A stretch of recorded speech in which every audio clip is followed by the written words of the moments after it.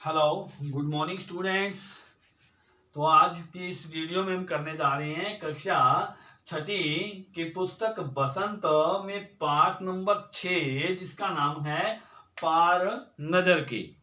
तो इसके जो लेखक हैं वो है जयंत विष्णु नार्लिकर। और उनका उद्देश्य है, इस पाठ का जो उद्देश्य है लिखने का उनका, वह बच्चों को मंगल ग्रह व अंतरिक्ष के बारे में ज्ञान करवाना। तो स्टूडेंट्स, छोटे छोटे बच्चों के लिए एक ये अंतरिक्ष और मंगल ग्रह के बारे में एक कहानी बनाकर बच्चों को ज्ञान करवाने का एक बहुत ही आसान और रोचक तरीका है। एक रोचक कहानी है ये। एक बच्चा है छोटू, और छोटू के इर्द गिर्द ही क्या है, ये कहानी घूमती है। तो छोटे छोटे बच्चे इसको ध्यान से सुने, इसका सार मैं आपको पढ़ के सुना रहा हूं। प्रस्तुत पाठ जयंत विष्णु नार्लिकर के द्वारा लिखा गया है। इस पाठ में विशेष रूप से मंगल ग्रह की धरती पर उतरे हुए अंतरिक्ष यान के विषय में वर्णन किया गया है।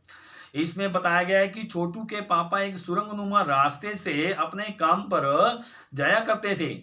छोटू भी उस रास्ते से जाना चाहता था, परंतु वह रास्ता आम आदमी के लिए बंद रहता था। छोटू के पापा उन चुने हुए लोगों में से एक थे जो अपने पास की मदद से इस सुरंग से होकर जा सकते थे। पास बना हुआ था उनका, जिस तरह से कार्ड, एटीएम कार्ड बना हुआ होता है, उसी तरीके से उनके पास भी एक पास बना हुआ था। तो वो क्या है, उस गेट के लगाते ही गेट खुल जाता था, तो वो उस रास्ते से होकर के जाया करते थे। संयोगवश, संयोगवश मतलब किसी कारणवश, एकदम अचानक एक दिन यह पास छोटू के हाथ लग गया। पास को लेकर छोटू अपने पापा की नजर से बचकर सुरंग की तरफ चला गया। उनकी पूरी कॉलोनी पृथ्वी के अंदर बसी हुई थी। सुरंगनुमा उस रास्ते में दीप जल रहे थे। छोटू ने खांचे में कार्ड डाला और दरवाजा खुल गया। खांचा का मतलब यानी कि जिस तरह से एटीएम मशीन में एटीएम कार्ड डालने की जगह होती है, उसी तरीके से खांचा बना हुआ होता है, और उसमें उसने कार्ड डाला, दरवाजा खुल गया।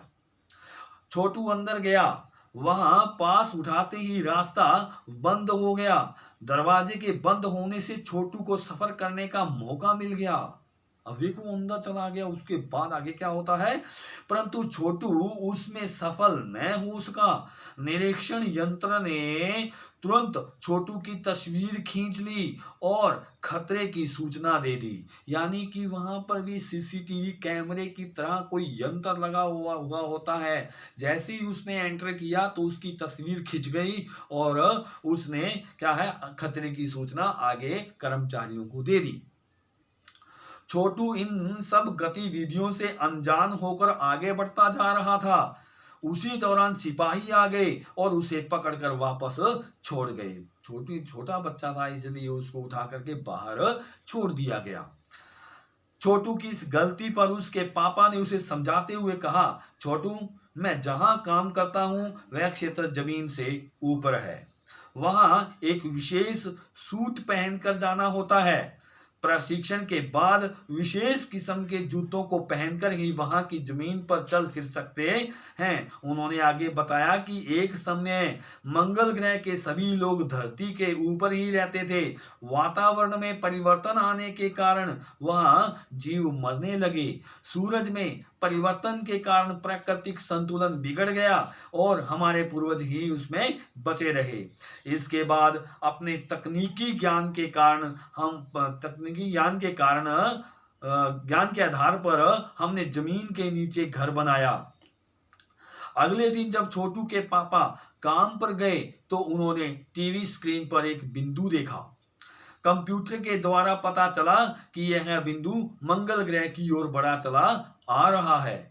वास्तव में वह एक अंतरिक्ष यान था जिसमें से एक यात्री यांत्रिक हाथ बाहर निकाल रहा था। इस यांत्रिक हाथ की लंबाई प्रति पल बढ़ती जा रही थी। वो हाथ है, हाथ की लंबाई बढ़ती जा रही थी। छोटू के पापा ने यान को देखते ही प्रक्रिया जारी रखी। कॉलोनी के प्रबंध समिति की सभा बुलाई गई, यानी कि मीटिंग बुलाई गई उनकी। अपने भाषण के दौरान समिति के अध्यक्ष ने बताया कि 2 यान मंगल ग्रह की ओर बढ़ते आ रहे हैं। इनमें से एक यान तो हमारे गिर्द चक्कर काट रहा है। कॉलोनी की सुरक्षा के लिए जिम्मेदार नंबर 1 ने कहा कि हम इन्हें नष्ट तो कर सकते हैं, पर इनसे कोई जानकारी नहीं मिल सकेगी। नंबर 2 एक वैज्ञानिक थे। वे बोले, हालांकि यंत्रों को बेकार कर देने में भी खतरा है। इनके बेकार होते ही दूसरे ग्रह के लोग हमारे बारे में जान जाएंगे। इसलिए मेरी राय में हमें सिर्फ अवलोकन करते रहना चाहिए। कॉलोनी की सुरक्षा के लिए जिम्मेदार नंबर 3 सामाजिक व्यवस्था का काम देखते थे। इतनी देर में अंतरिक्ष यान क्रमांक 1 जमीन पर उतर चुका था। कहने का क्या मतलब है, जो उस सुरंग में जो काम कर रहे थे वो वैज्ञानिक टीमों में बंटे हुए थे। 1 नंबर वैज्ञानिक, 2 नंबर वैज्ञानिक, 3 नंबर वैज्ञानिक, तो इन सब की बातें क्या है इसमें दी गई हैं। ये छोटू के पापा उसे अपने कंट्रोल रूम में ले गए। वहां से यान क्रमांक साफ दिखाई दे रहा था। पापा ने उसे एक कंसोल दिखाया जिस पर लाल रंग का बटन था। यान से निकला यांत्रिक हाथ जमीन से मिट्टी उकेरना चाहता था।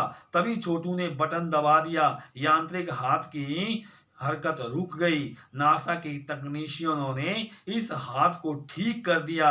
यांत्रिक हाथ ने मिट्टी के नमूने इकट्ठे करने शुरू कर दिए, यानी कि कोई ना कोई वो जानकारी हासिल करने के लिए वो यान आया था।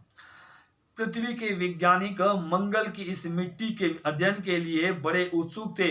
वे जानना चाहते थे कि क्या पृथ्वी की तरह ही मंगल पर जीवन की अनुकूल दशाएं हैं, जो आज भी एक रहस्य है। यानी कि वो ये देखना चाहते थे कि उस मिट्टी के अंदर वो सारे गुण हैं जो हमारी पृथ्वी की मिट्टी में है। यदि उसके अंदर भी वो गुण हैं तो हो सकता है वहां भी हमारा जीवन संभव है, यानी कि वहां भी दुनिया, मंगल ग्रह पे दुनिया बच सकती है। तो इस प्रकार स्टूडेंट्स हमारा ये लेसन हुआ पार नजर के, और इसको ध्यान से आप 1-2 बार सुनिए। उसके बाद मैं आपको इसके क्वेश्चन बना के भेज देता हूं। धन्यवाद।